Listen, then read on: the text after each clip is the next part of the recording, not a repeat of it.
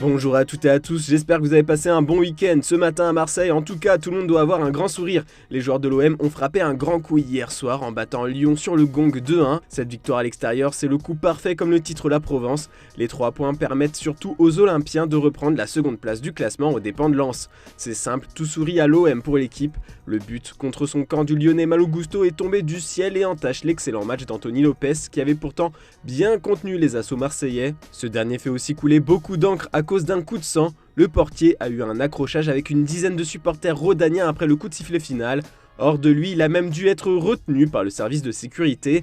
Cette fin de match rocambolesque fait enrager le journal local Le Progrès. C'est à s'en mordre les doigts pour les journalistes qui voient l'OL s'éloigner de l'Europe. Bon, et du côté de l'Espagne, tout le monde félicite le Barça pour sa victoire 1-0 face à l'Atlético. C'est un triomphe de champion titre sport ce matin. Le quotidien catalan estime qu'avec 11 points d'avance sur le Real à 8 journées de la fin, rien ne peut atteindre les Blaugrana. Du coup, pour Marca, l'homme qui vient d'offrir le titre aux Catalans, c'est Ferran Torres, qui est le seul buteur du choc contre l'Atleti. Et son but est plus qu'un soulagement pour Xavi qui venait d'enchaîner 3 matchs sans trouver le chemin défilé avec son équipe. Le championnat en ligne de mire titre Mundo Deportivo qui espère voir les Barcelonais soulever le trophée rapidement. Puis quelques mots sur le possible retour de Messi à Barcelone. Comme Sport l'a révélé ce week-end, la Pulga et sa famille ont pris quelques jours de repos en Catalogne. Rapidement, les journaux locaux se sont enflammés en pensant que l'Argentin allait rencontrer les dirigeants barcelonais. Ce matin, petit mea culpa de leur part. Sport assure que Messi n'a pas prévu de rencontre avec le board barcelonais dans les jours à venir. Il voulait juste se reposer. Du coup, en Espagne, tout semble déjà joué pour le Barça. C'est pareil pour Naples en Italie. C'est même certain que le championnat italien soit plié avant le championnat espagnol. Hier, le Napoli s'est offert une nouvelle victoire de prestige contre la Juventus, dominateur, les Partenopei ont dû attendre le temps additionnel pour trouver le chemin des filets. Grâce à Raspadori, Naples fait déjà la fête, titre la Gazzetta dello Sport. Sur la une du Corriere, on peut voir les joueurs célébrer la victoire et presque le titre. Comme l'écrit le journal, les joueurs espèrent pouvoir célébrer le titre devant la télé dès ce week-end. Par contre, du côté de la Juve, cette défaite est amère. Tout au Sport nous parle de la rage de la Juventus ce lundi. Au classement, le club reste scotché à la 3e place. Puis le journal dénonce le but enlevé à Di Maria, puis la moquerie de Raspadori à la 93e minute. Au micro de DAZN, Allegri s'est dit désolé de perdre un tel match.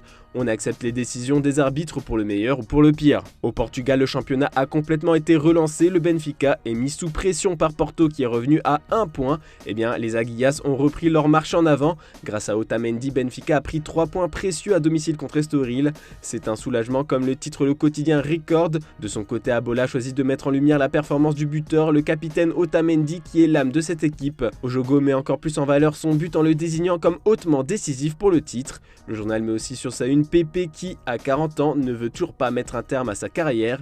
Comme l'a annoncé hier Porto dans un communiqué, l'ancien défenseur du Real Madrid a étendu son bail d'1 an. Celui-ci prenait fin cette saison. Malgré quelques pépins physiques cette année, le capitaine portugais reste un élément indiscutable du 11 de Sergio Conceição. On va enfin passer à la presse anglaise. Les fans de Manchester United sont en feu depuis hier. Les Red Devils sont allés chercher une victoire au pénalty en demi-finale de FA Cup contre Brighton. Victoire, titre le Manchester Evening News. Et comme vous pouvez le voir sur cette une, le Y de Victory est dans une couleur différente. C'est normal, c'est pour rappeler que le futur adversaire en finale, c'est Manchester City.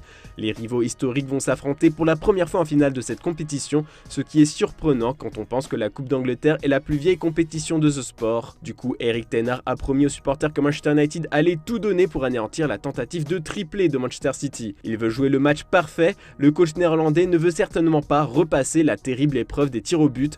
D'ailleurs, on peut voir le penalty raté par Solly March avec les Seagulls. Pour le Daily Telegraph, il a manqué son tir à cause de Wout Weghorst. Le buteur d'Eimus s'est permis d'embrasser le ballon avant que son adversaire ne s'en empare et rate. La chance, ça se provoque. De la chance, Tottenham aimerait bien en avoir, je pense, pour se qualifier en Ligue des Champions. Les Spurs ont été humiliés hier contre Newcastle. Les Magpies ont écrasé les Londoniens 6-1, donc 5 buts en 21 minutes. Ce que les journalistes anglais pensent être l'un des débuts de match les plus humiliants de l'histoire de l'APL. Face à ce désastre, Tottenham ne peut qu'accuser le coup, surtout Lloris, sorti après les 45 premières minutes à cause d'une gêne musculaire. Le portier français a qualifié d'embarrassante la capitulation de Tottenham à St James Park et a accusé son équipe de manquer de fierté. Nous devrions nous excuser auprès des supporters, c'est comme si nous n'étions même pas capables de réagir ou de rebondir. C'est un peu le bordel sur le terrain, a-t-il confié.